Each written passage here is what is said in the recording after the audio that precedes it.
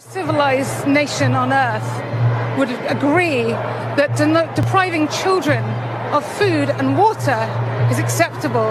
I'm here because I'm a human being, and anyone with a conscience believes that a civilian population should never be punished in this way. It's collective punishment, it's a war crime. And unless we stop it, unless we get out there and say something, it's going to end up with thousands losing their lives. Can you put into words how you feel about the loss of life on both sides? Every life is precious.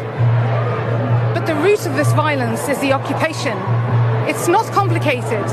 It's a settler colonial state imposing apartheid and oppression on an indigenous people. And that's wrong everywhere, for anybody. And it has to be true that all the Palestinians want is freedom. And we must support that in equal rights. And I stand up here, I'm so pleased to see so many of my brothers and sisters with big hearts who know the truth. And the Western media has a duty now to tell the truth about what's happening, because I am seeing the worst horrors I could ever have imagined. I grew up in the shadow of the Holocaust, and we said never again, and that means never again for anyone. And I think if anyone, if they have a conscience, get out there and speak and demand your leaders speak.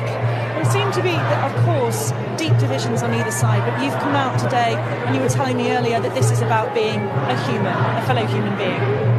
I'm so thrilled to be here among my brothers and sisters who can see the truth, despite all the propaganda and the lies and the bias and the prejudice that we see in the Western media. It has been, quite frankly, an appalling week. What would you like to see the UK government do now? They must demand a ceasefire.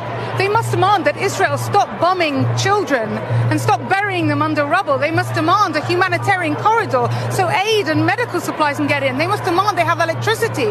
They must demand that there is food and water. This is an emergency now, a crisis, and people must rise to it.